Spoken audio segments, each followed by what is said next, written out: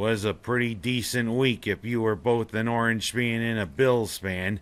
Let me talk about the Orange first.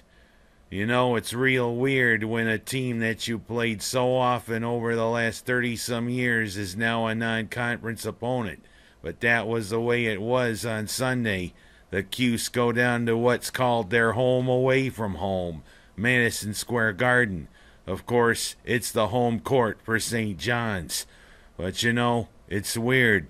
St. John's and Syracuse aren't conference mates anymore. But you know, it still is one hell of a rivalry. And you know what? When you get those two old rivals together, you get one hell of a game. And that's what it turned into in the second half. St. John's gave Syracuse all that they can handle. And it was especially cool to see good old Louis there in Madison Square Garden. Always is a treat seeing one of the original members of the Big East Mafia. But good old Louis was a character, still is a character. But you know, Syracuse had a little too much for the Red Storm. A nice little 68-63 win by the Cuse over the Red Storm. And they want to try to keep this little rivalry going. And you know what? Kudos to that. There's several teams that the Cuse played for the Big East that they should keep playing. Of course, in about a week and a half, we play the Wildcats again. Villanova comes up to the Dome. And they will revive the rivalry with Georgetown in the coming years. Boy, isn't that heaven on earth for Cuse fans. Especially to see ones who are no longer conference mates, but still rivals.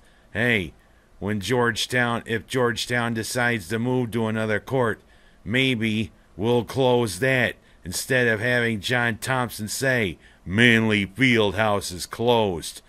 And while I'm on the subject, that later this week on Friday, Cuse does have another tradition. It seems as though they start another little thing with the team that they've never played before. And this year, it is a team from North Carolina who is in one of its first years in Division I. And you know, for this school, it is probably the high point of their season to come up to the Dome. Well, you know, let's make the high point for these Panthers the low point of their season. Catch my drift? And I will say kudos to Darrell Eskridge for saying he's going to come back for another year with the football team. As you know, what were his pro prospects? Yeah, he did have the ability to say he's going to join the pros. But I haven't seen Darrell Eskridge's name on any lists for people who are going to get drafted. Well, you know, good move, Eskridge. The main thing is you came up here for your education. And you know what? You'll be a big leader for our defense in the coming year or coming 2 years. Good move, young man. And a good move for Buffalo. Boy, it was a real low point after Tampa Bay. Of course, when you give up the ball like the Salvation Army 5 times, and 7 times Tampa Bay goes, sit down, son. You've hit rock bottom. And they took out their frustrations a little bit on those Jaguars there in Jacksonville. Jacksonville was on a little bit of a streak because they started 0-8, and they won 4 of their last 5. But of course, Jacksonville's no better than Buffalo at this point. But Buffalo showed who was the stronger team. Aaron Williams, his career has been pretty much salvaged by his move from safety to cornerback, and he showed it. A couple nice little plays, especially an interception, and a nice little bounce back game for E.J. Manuel, even when he threw an interception that made you go like this. Especially there in the first part of the game. But I digress. The Bills hung on with a nice 27-20 victory over Jacksonville, and maybe we can build a little momentum to play spoiler these last 2 weeks, because it's our big rivals this coming Sunday coming up to Ralph Wilson Stadium. That's right, the Fish, or I should say the Dolphins, come up to Ralph Wilson Stadium. And of course, we close with the guys that always seem to get the better of us the last decade. Tom Brady, Bill Belichick, and also New England. Hopefully Buffalo can close with a little momentum, because you know they aren't going to the playoffs again, but maybe they can build on it for next year. Let's close out strong, Bills. And I will say there's one thing this past week that definitely I have feelings about. Mixed, sad, mad, whatever. It's about Karl Karlsen. He was sentenced yesterday to 15 years to life because he decided to off his kid for insurance money. Thing is, if you really look into the story, it looks as though he offed his wife all those years ago out in California for insurance money with that fire. You know, there's no difference between a guy like him and those idiots about a year ago with what happened there in Newtown, Connecticut, with all those poor children, and especially William Spangler, the one there who set fire to his sister's house with her inside it, then laid in wait when first responders showed up there in Webster. Then he decided to shoot 2 of them dead, one of which was an off-duty police officer. There's no difference between Karlsen and those two, because you know what? Makes you wonder, what doing that for money, especially to your own family? You know, there's no difference between you and any other sick bastards in this country. You know why? Because you're screwed in the head. You know what? I think that was a pretty lenient sentence they gave Karlsen.